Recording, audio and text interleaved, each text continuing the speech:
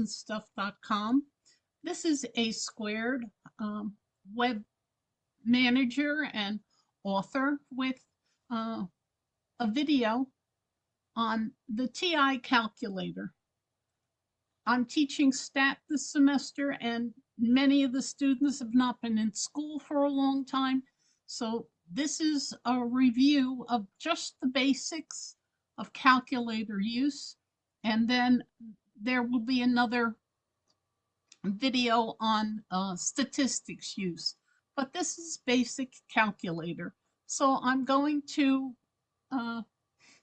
my school homepage, which is on my site, but that's where we're headed next.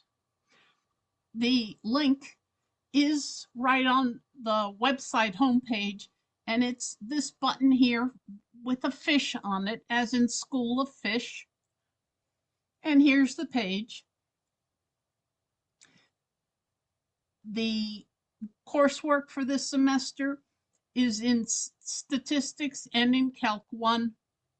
I'm going through the statistics link, but first I'm going to show you, the viewer, where the TI calculator you can get for free is. So I'm hitting this link, and there are multiple copies of this link on the multiple pages of the course outline. And it brings you to a view of the calculator, the 83 or 84, and you can download it. I'm not going to do that. You can experiment with that or just use your own calculator. I have a calculator that I downloaded, and it's over here. I've got it. Here's the logo down on the bottom. Here's the icon. So here is my calculator, and I'm going to go to the support web pages that I've linked through the statistics course. So what I have is two things on the screen. I have the intro to the course, and that's linked through this logo. And then I have statistics in 2 hours. There's a video on that if you need it. And I could click that. I'm not going to bother. We're going to go to the calculator. So here's the calculator material. Now, we're going to start with table of contents for calculatoring. And this is much stuff that I wrote years and years ago, but this is what I believe students need as a review if it's been a while. So here's the basics, and I'm going to start with the basics. Here's the calculator. Notice the similarity. Hopefully they look a lot alike. From the top, calculator name and model. Home screen. These are keys that have home menus. Many of the buttons, the keys, have multiple things on them. I'm going to go to this first one here, which is y equals. I'm clicking it, and it takes me to a screen where my graphing functions are. I'm going to get out of that using quit. Quit's right there. And I have to hit the second function to quit to get out of it and back to the home screen. In addition to the y equals, the function menus, there's a stat plot, but it's blue. You can see it's blue, and it's above the regular button. I'm going to go to the stat plot, and this permits you entry into 4 or 5 different plots. We're going to do this, but not in this video. Again, I'm quitting. The y equals menu is for functions. The window permits you to adjust the window on the graphing screen. The zoom button permits you to go to default window settings. Let's just throw a function into y equals. Let's leave the sign there. Now let's just clear it. I hit the clear button. We'll be using this again. I'm going to put in a line. 2x minus 3. Why is that important in statistics? For linear regression, and that's in the statistics course also. But just the basics of calculator use, that's a line. Let's see if we can graph it now. Notice the equal button is turned on where the others are turned off. That means it will graph this one, and I could store other things in it. Let's go down to the next function, the second function, and I'm going to put in let's put in a 3. No, let's put in a 5. That's a constant function. Notice 2 functions are now turned on. When I hit graph, it'll graph it. I can't see the top one, so I'm going to go into zoom, and I'm going to use zoom 6, which is standard. I don't have to do that, but there you can see the lines, and they are in color, and you can change the color. I'm going back to the Y menu, and I want to turn off that constant. So I'm going to go over, and I'm going to sit on the enter. Now when it graphs, this is stored, only that should be graphed. I'm hitting the graph button. Done. Okay, so you now get an idea for the function and how to change the windows. We can trace, and that will permit me, using the cursor here, to slide up and down the curve, and it tells me which curve I'm on, and it tells me the X and Y values. We have the ability to calculate. We have a table. I'm just going to table, which is above graph. So I hit second. Here's the X values. Here's the Y values. I can change the table. I'm going into, let's just quit this. Okay, I'm going into table set. Before you use a table, you got to set the table, just like in a regular house. It's a blue button. It's the blue key above the windows. There. I want to start. Let's make it -1.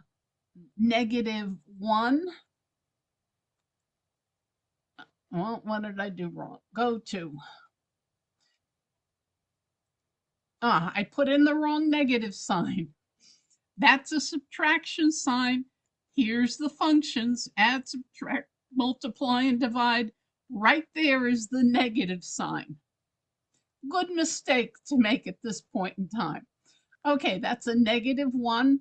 I don't want the table to go by ones. I want it to go by halves. I put in a 0.5. I'm going to bounce through these, and I'm going to go right to table, second table, and now it started at, it didn't round. Okay, it started at -1, but they don't look like they're rounded. Here, the X's are rounded, the Y's are not. If I put in the -1 in the function was 2x minus 3. -1 times 2 is -2, minus 3 should give me -5. Let's see if it did that. Go back to the table. There, we got the -5. So what it has done is permitted the user to set the X values and then generated the Y value that's desired. I'm going to go back into the Y equals menu, and I'm going to go back down and sit on the equal sign, turn it on. Now I should see Y1 and Y2 both in the graphing table. There we go. Here's the constant function, there's the linear function. Just baby stuff, basics. Let's go back to where we were. I'm going to again quit. Mode is highlighted in red right now. I'm going to hit mode.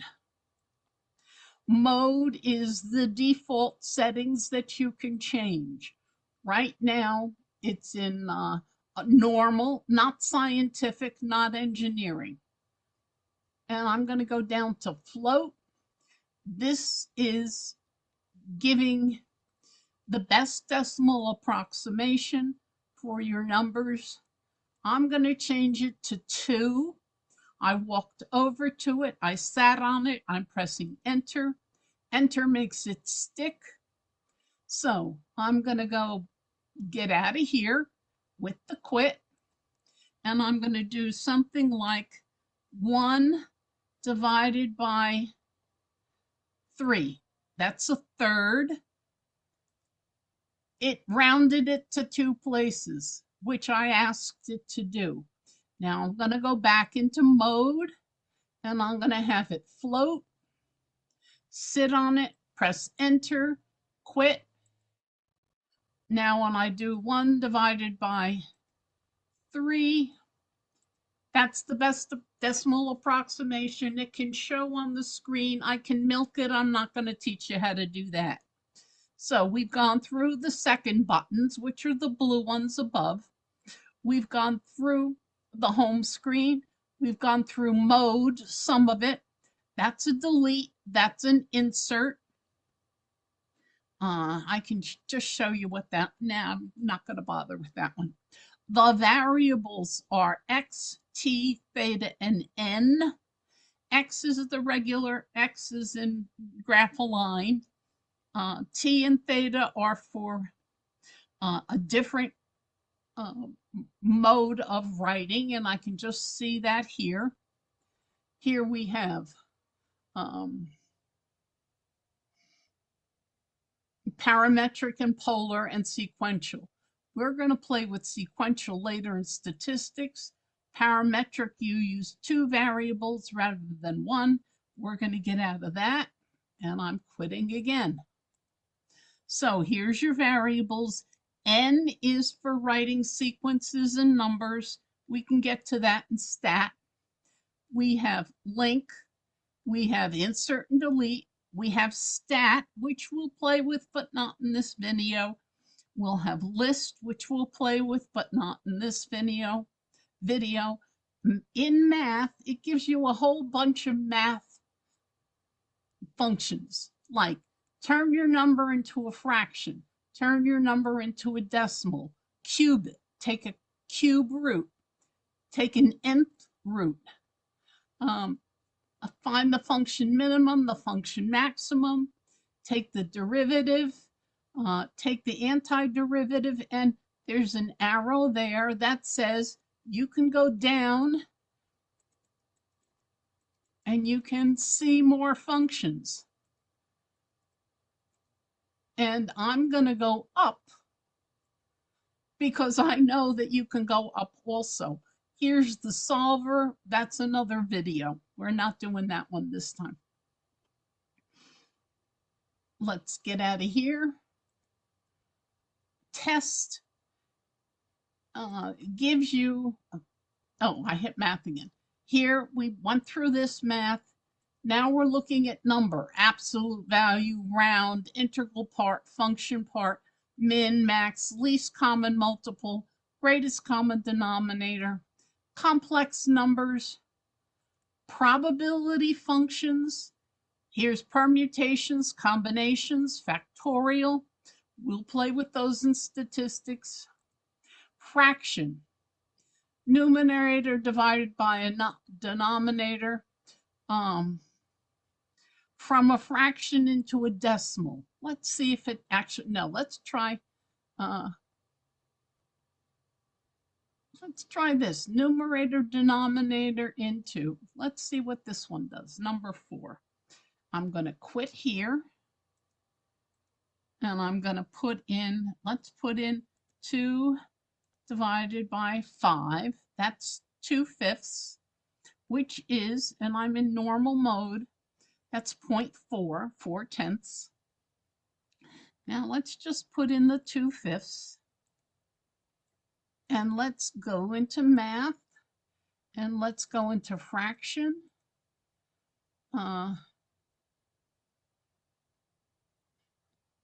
Let's see what 3 does.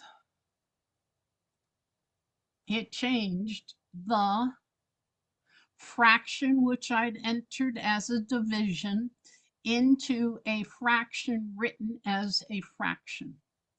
Let's see if we can change it back. Now here's a button down here called answer, and it'll take whatever that answer was and do whatever we tell it to do just by going to, let's go math, let's go to fraction again, and let's go from fraction to a decimal. And we've gone back. Okay, just playing with stuff. Apps we're not getting into now. Angles we're not. Program we're not. Draw we're not. Variables we're not. I don't remember what this DISTR is. I'm not going to play with it now. Clear button, very important. Matrix, not playing with it now. This one is reciprocal. So let's put in 2. The reciprocal of 2, 2 to the -1 power, better give me a half. There it is. Let's put in 6. No, let's put in a third. And hit the reciprocal button. Now it just took the reciprocal of that 3 on the bottom. There it is. Now let's put in parentheses around it. We've not done the parentheses yet, but we're doing that now. And now let's take the reciprocal, and there we get 3 again. Let's do a square root. Here's the reciprocal, sine, cosine, tangent. Those are the inverse functions for those trig functions. We're not doing that. We don't need pi now, but I'll show it to you on the screen. It's in blue, so I go second, up caret, and it printed pi, and it gave me a decimal approximation, 3.14159, blah, blah, blah. Okay, we're on the next row. Here we have, as we did here, a function and its inverse. Here was the reciprocal of a function, or a value rather. So here, the format of the calculator, have a function and its inverse function above it. If you don't remember what inverse function means, let's just go to the website. Okay, down on the bottom, I have words. So there's a dictionary. I'm going to go to I for inverse, INV, IN, inverse, inverse function, an operation or function which undoes another. If the operation is addition, its inverse is subtraction. If you're multiplying, its inverse is, depending on your situation, either dividing or factoring. Squaring, its inverse is square root. So on the calculator, you see here squaring, there square root. I don't think I have to go over that. Above these numbers, above the button, we looked at blue. Now let's just look at green. Green is an alpha, and it will permit me to write the letters A, B, C, D, and so on for 2 purposes. One is use in programming. The more important is in storage. We're not going to get to that till till we get down there. But I think you now get the idea of inverse. Here's squaring, there's square root. Here's log, common log, there's 10 to the x. Here's natural log, there's e to the x. Those are inverse functions. Comma, we'll use that later in statistics. Parentheses, we went over that. There are also brackets. I'm not going over that. We went over the 4 functions. We went over using capital letters, and here's lowercase also. Now we get to more good stuff. And L4, L5, L6, L1, L2, L3, those are all lists. I'm not going over that in this video. That we'll save for the statistics video. The important buttons down here on the bottom. Store, which we'll go over in a minute. On and off. Again, they're really inverse functions. You turn the calculator on or off. 0, decimal point, and that's the negative sign as opposed to the subtraction sign. We also have catalog. I'm going to hit catalog. Catalog gives in alphabetical order all the functions on the calculator. This one is absolute value. I want to call it to the screen. It put the absolute value bars in there. I'm going to stick in a -4. The absolute value of -4 better be 4. I've got a problem. Okay. I is the square root of -1. And we looked at pi. Answer. What it'll do is it'll take an answer from above and use it. For example, we have the answer of 4 sitting there. So if I go 2 times answer, second answer, 2 times 4 better give me 8. Bingo. I think you get that now. Entry will get me to the line above it. So second entry writes that. Do it again, went above it. Do it again, went above it. I think you get that idea. Solve. It's important to do solve. It's going to have a few different ways. Let's do store first, and then we'll do solve, and then we will have gone through the whole calculator. All right, I'm going to store. I'm going to clear everything on my screen. I hit it twice to get rid of everything. Hitting it once, I believe, gets rid of only that line. All right, I want the number 3 stored for A. A is there. I want to hit an alpha A. So it's going to take 3 and store it in an A, and that's my confirmation. So if I go 2 plus 6 times alpha A, alpha A was 3, 6 times 3 is 18, plus 2 should give me a 20. That's how you can write an expression. Using the store button, there's the recall. And that's mostly used for programming. Whereas these are your basic functions. All right, we still have to do solve. And I think what I'm going to do is I'm going to get out of here. I'm going to go back to the calculatoring.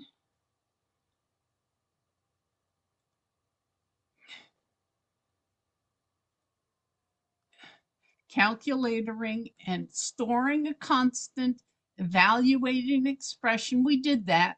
There's a summary sheet for change mode and store, evaluating expression. Now we're into solving. And these are for various versions of the TI. There is a whole summary sheet for solving on an 83, and there's a sheet for solving on an 84. This is an 84, so let's go to that sheet. And it tells you how to do it. And it gives you notes. So there's math. That's number 1.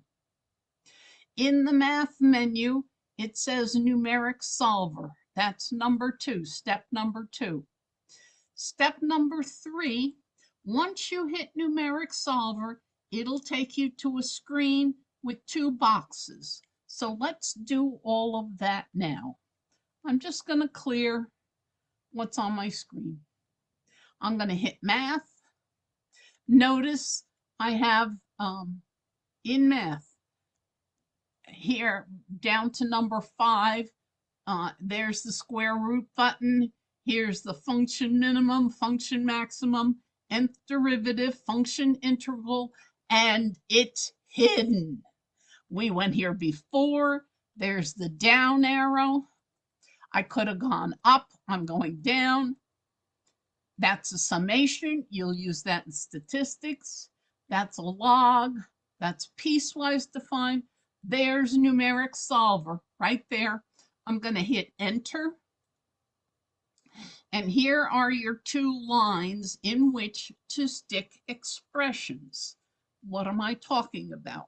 Let's go back to, do we need to? Vocabulary. Expression. Expression is a phrase. And let's just, it's worth going to. All right, let's go to the words again. And what did I want? I wanted an expression. EXPR, expression. It's a phrase or string of terms. It's not a complete sentence. That's what's important.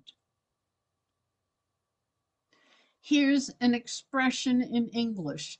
Here it is in algebra. In English, it's 4 times the number. Here, it's, you could call it x squared minus y squared. I'd call it the difference of 2 squares. And 4 less than a number, there's playing games here. But there's another one I'd like to show you, just so you get it. I think that's probably sufficient. You're in stat, that's probably more. I want to look at equation versus expression and reinforce what I'm saying. Here's an equation. There's an expression. Equation is a sentence. An expression is just a piece of a sentence. So right here, you have an expression on the left-hand side, an expression on the right-hand side. Here we have 10 is 5 less than a number. I'm going to stick in the 10 here. I hit the backspace. Here's 10. And then I want to go to the other expression. And I hit enter to get me there. And I'm hitting delete to get rid of that. I want the variable x minus 5. Here's the variable. Subtract 5. And when I hit OK, it shouldn't do anything, because high school teachers wanted this hidden. So way back when it was the first TI, probably a TI 81, they hid solve because they didn't want high school students to know how to do that. So we're going to hit OK, which is above the graph, and just enter. And it won't get us anywhere. It'll get us to what's called the solve menu. This is a seed, which means it's a starting point. We want to solve that equation. I know that 10 is x minus 5. If I added 5 to both sides, I'd get a 15 and the answer. Linear equation only has at most one answer. I'm going to put in a number. I'm going to put in -6. It's going to start thinking, I don't think this solve will work. Oh, it did. Okay. The hidden solve is right here above the enter. So I could do either of that. There's the 15. I think that's sufficient to go over the entire calculator for a beginner. Let's just go back. We've gone solving, zooming in and out. We didn't do a lot of that. Let's just do it. This is zoom in, that's zoom out. I'm going to get out of here with quit. Remember, we have functions in our y equals menu. I have 2 of them turned on. I'm going to zoom. I want to zoom out. Let's just get out of here for a second. I'm going to remind you what the graph looks like. And now I want to zoom. Let's zoom out. I'm going to go down. And if I zoom out, that's where I'm centered. I can move over the center by pressing the cursors. And now I want to zoom out and look and see what happens to the graph. Zoom out is 3, enter, and it moved it way out. We could zoom in, we could zoom standard. Let's zoom square, that's 5. Okay, and let's zoom standard to make it look normal again. That's 6, and there's our graph. That's enough.